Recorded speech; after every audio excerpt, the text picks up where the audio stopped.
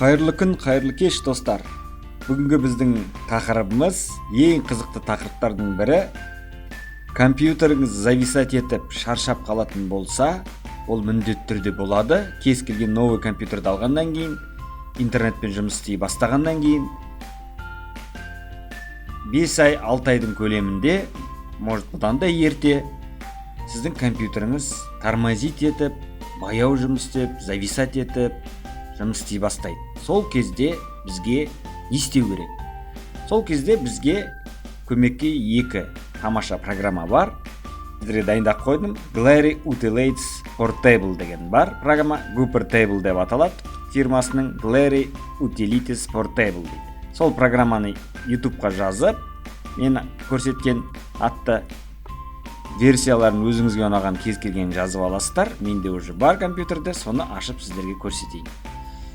Бұл программаның ерекшелігі өте ыңғайлы. Компьютеріңіздегі бір клик арқылы барлық мусорларды тазалайды. Мына жерде көрсетіп тұрсыз: очистка реестра, исправление ярлыков, менеджер запуска, очистка временных файлов и удаление spyware. Подозрительный файлдар болатын болса, тағы да басқа соған ұқсас.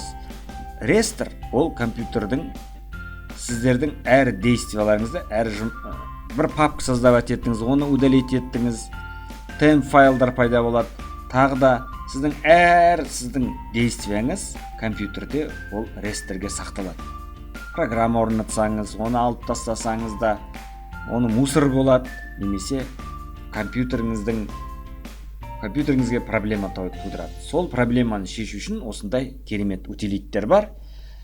Қараңыздар, мына жерде жіберемін. Өзі сіздің компьютеріңізде объемына, жесткий дискіңіздің көлеміне байланысты тексересіздер.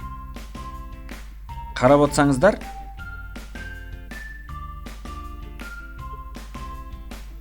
міне программа тексеріп жатыр. Керемет.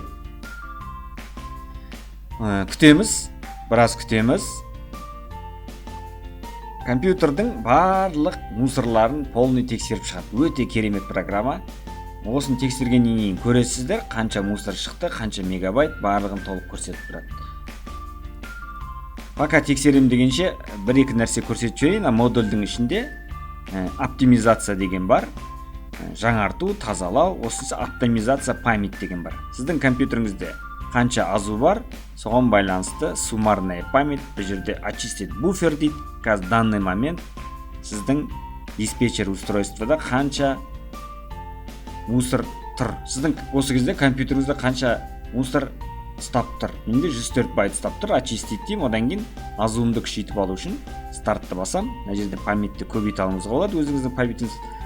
Енді процент менде жақсы жұмыс істей бастайды. Көріп отырсыздар, мына жерде қоюға болады параметрлерін қалай ыңғайлы. Ең бастысы бізге керек осы. Міне көрдіңіздер, тазалап болды. Найдено 227 проблем реестрде. Міне исправление ярлыков 3, очистка временных файлов 1,5 гигабайт. Ойлаңызшы, 1,5 гигабайт орынды пайдасы жоқ мусорлармен мен исправить проблемы деймін. Сәл күтеміз, міне тазалап, керемет. Менің көрсетейін деген бірінші программам осы. Одан кейін компьютеріңізге дефрагментация реестрі жасабасаңыз болады.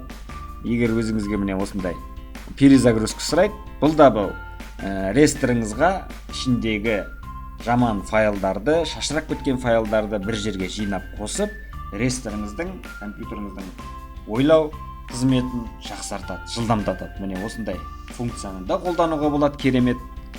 Ең бір жерде маңыздысы керегі, одним кликом деп тұр.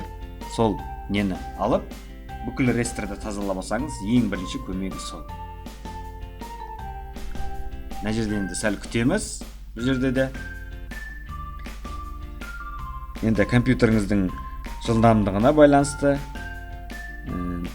қазір данный момент қалай жұмыс істеп тұр, зависать етіп тұрса сәл ұзақтау болады. Егер компьютеріңіздің конфигурациясы жақсы болып, енді басталып кеткен болса, мусорларыңыз аз болса, онда жылдамырақ жұмыс істейді. Менде көріп отырсыздар, тамаша жүріп жатыр. Міне, осы жерде далее деймін. Вы хотите оптимизировать перезапуск компьютера дейді. Нет деймін. Мен қазір оптимизация жасамаймын. Сіздерін я десеңіздер, перезагрузка сұрайды. Перезагрузка деген сіздерге қосымша көмек болады, өте жақсы көмек болады. Енді ол үшін бәрін дайындап өшіріп алуыңыз керек. Бір заттарыңызды сохранить етіп, содан кейін барып ең соңында дайын болған кезде осыны жіберіңіздер. Міне, состояние қандай? Осы жерде осындай нәрселер жазуға болады. Мына жерде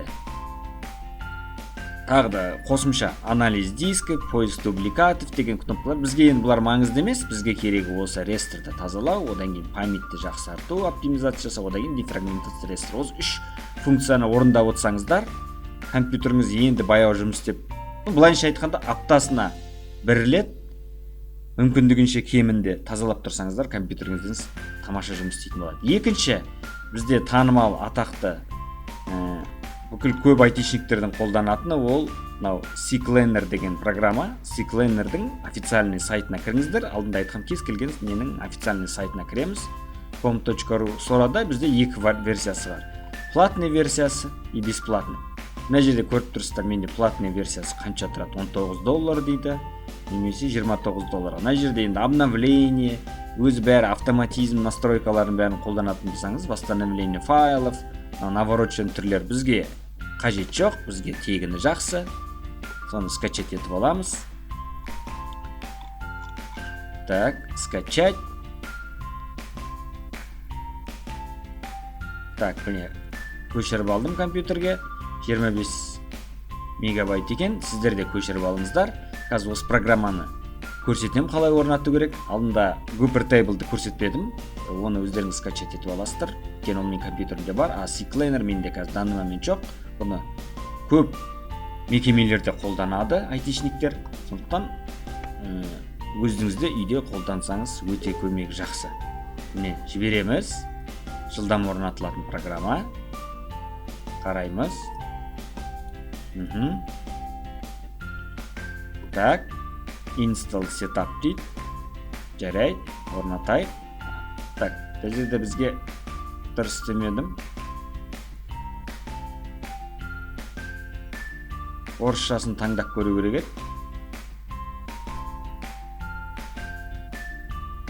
Так.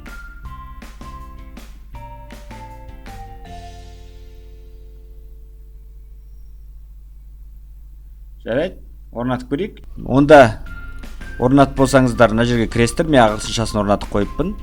Tools'қа кіреміз, Option'ға кіреміз, Setting'тің ішінде өзімізге керек тіл таңдап аламыз. Russian'ды аламыз. Міне осы жерде барлығы түсінікті. Енді қараңыздар.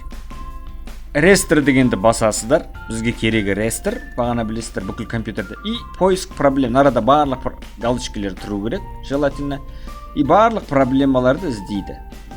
Көресіздер, барлық проблемаларды іздеп жатыр. Менде қанша проблема бар. Міне осыншама осындай данный момент. Gooper Table'дан шал айырмашылығы бар. Бұның өзінің функциялары бар. Өзінің осындай рестордың ішіндегі нелер бар. И правила бранмауэр, анау-мынау деген сияқты мусорларды исправить выбранное деймін. Создать резервный копию. Если резервный копиясын алғысыңыз келсе, да дейсіз, керек емес болса, жоқ, мен жоқ деймін. Исправить отмеченное деймін. Барлық белгіленгендерді исправить деймін. Исправлено дейді. 265 файл не бар екен ошибок ресторде, соны 265-ін дұрыстады. Міне осылай тазартып боласыздар. Сосын стандартный очистка бар. Бұл жерде де осындай керек нәрселеріңізді очистка жасап, приложенияларыңызды, мысалға Firefox'тың ішіндегі сіздер историялар керек болса, оларды галочканы алып тастайсыздар. Операмен жұмыс істейсіз ба, жұмыс істемейсіз ба, қандай браузер бар, соның барлығын керек еместерін өзіңізге керек нәрселерді алып тастасаңыз болады очисткадан. Міне осындай керемет нәрсені қолдануға болады. Мына жерде еще жақсы жері инструменты ішінде өзіңізге керек программаны деинсталляция жасап, ыңғайыңызға қарап, атын өзгертіп немесе деинсталляция жасап, осы жерден удаление жасай беруге болады осы программаның ішінде сразу. Сіздерге көрсетейін дегенім осы екі программаны қолдансаңыздар керемет.